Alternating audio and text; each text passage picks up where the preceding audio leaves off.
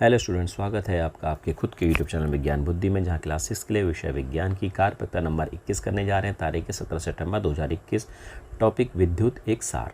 चलो जी, विद्युत के बारे में पढ़ते हैं। विद्युत मतलब इलेक्ट्रिक करंट।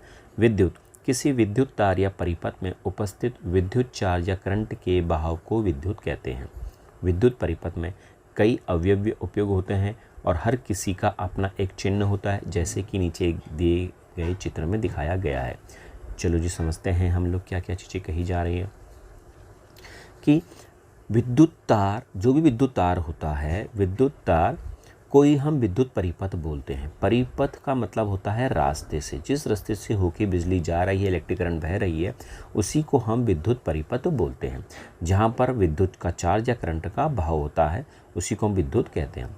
विद्युत परिपथ में कई अवयव होते हैं। अवयव का मतलब जैसे तार होता है, स्विच होता है ऑन ऑफ करने के लिए, बल्ब लगा हुआ होता है, सेल होता है या बैटरी होती है। ये अवयव होते हैं। किसी भी विद्युत परिपथ में जो जो चीज़ें यूज़ हो रही हैं, उसको हम लोग क्या बोलते हैं? विद्युत परिपथ और विद्युत अवयव। अच्छा जी, क्या क्या चीज़ें यूज़ की थी? मैंने बोला एक विद्युत सेल यूज़ होता है। देखो, विद्युत सेल, यह यंत्र रासायनिक ऊर्जा को विद्युत ऊर्जा में बदलता है। सभी विद्युत सेलों में दो सिरे होते हैं। देखो, आप सबने सेल देखे होंगे, ऐसा होता है। तो सभी विद्युत सिरों में दो सिरे होते हैं, एक प्लस वाला और एक माइनस वाला। दो सिरे होते हैं, धनात्मक सिरा और ऋणात्मक सिरा। क्लियर हो गया? सेल तो ऐसा होता है, पर जो उसका चिन्ह होता है ना, वो ऐसे होता है। देखो बच्चे, यूँ मतलब एक लाइन खींचो, एक बड़ा और एक छोटा, तो ये प्लस माइनस हो गया। ये एक बड़ा वाला हो गया और एक छोटा वाला हो गया।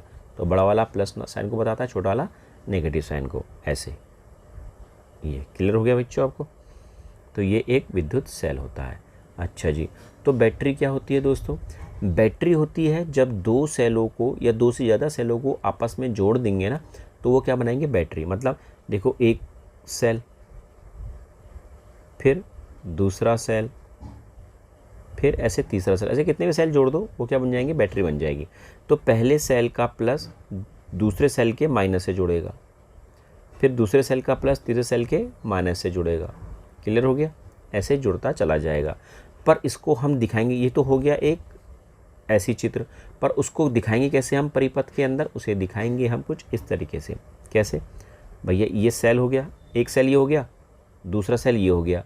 तो दो सेलों को आपस में जोड़ना है, तो कैसे जोड़ेंगे? ये ऐसे करके दिखाया जाएगा, बड़ा छोटा बड़ा छोटा।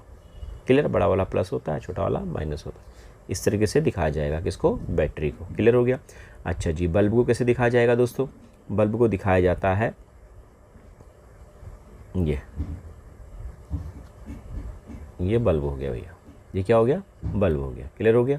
अच्छा जी, अब नेक्स्ट आया, बल्ब का तंतु क्या होता है भैया? बल्ब का तंतु क्या होता है? आप सबने बल्ब देखा होगा। देखो, बल्ब होता है कुछ इस तरीके से होता है, फिर ऐसे निकलता है, फिर इसमें तंतु लगा हुआ होता है। क्या लगा होता है इसमें? तंतु। यहाँ से जुड़ता है वो तंतु, ऐसे ऐसे जाता नहीं जाता तंतु, ये तंतु है भैया। यह जो तंतु होता है ना, देखो यहाँ पर दिखाई दे रहा है आपको, इस सेल के अंदर ये दिखाई दे रहा है, ये वाली चीज़ दिखाई दे रही ना स्टूडेंट्स? बस इसी को हम क्या बोलते हैं? तंतु बोलते हैं। अब जो ये तंतु होता है, इस तंतु का जो नाम होता है स्टूडेंट्स, वो नाम होता है टंगस्टन। क्या होता है? टंगस्टन। अच्छा जी, और इस बल्ब के अंदर जो गैस भरी हुई होती है, वो ऑर्गन गैस भरी होती है। कैसी भरी हुई होती है? ऑर्गन गैस भरी होती है। और जो तंतु लगा होता है उसे टंगस्टन तत्व कहते हैं। अच्छा जी, ये देखो, एक विद्युत परिपथ का क्या बनाया गया है? चित्र बनाया गया है। ये विद्युत परिपथ का चित्र है, जहाँ ये वायर है, ये वायर है, ये वायर है, ये बैटरी है, ये स्विच ऑन ऑफ, और ये बल्ब हो गया। ये अवयव हो गए इसके, विद्युत परिपथ के क्या हो गए? अवयव। तार 1, बैटरी 2, स्विच ऑन 3 और बल्ब 4। क्लियर हो गया?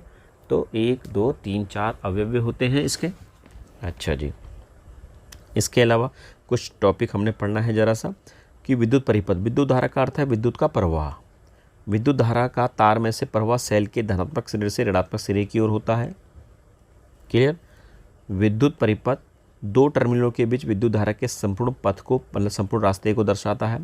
विद्युत स्विच एक ऐसी सरल युक्ति है, एक ऐसी मशीन है जो विद्युत परिपथ को जोड़ सकती है, तोड़ सकती है, मतलब बिजली ऑन ऑफ कर सकती है। पांचवा, विद्युत चालक। विद्युत चालक क्या है भैया? वह पदार्थ जो अपने अंदर से विद्युत धारा को बहने दे, उससे क्या बोलते हैं हम लोग? विद्युत चालक। जैसे लोहे में करंट लग सकता है, एल्यूमिनियम में करंट लग सकता है, तांबे में करंट लग सकता है, तो ये सब विद्युत के चालक हैं। यहाँ चांदी में भी करंट लग सकता है, सोने में भी करंट लग सकता है, तांबे में, स्टील में और समुद्र के पानी में करंट लग सकता है। सभी विद्युत के क्या है? चालक हैं। अच्छा, तो विद्युत रोधक क्या है भैया? विद्युत रोधक वह होते हैं जो अपने अंदर से विद्युत धारा का प्रवाह नहीं होने देते।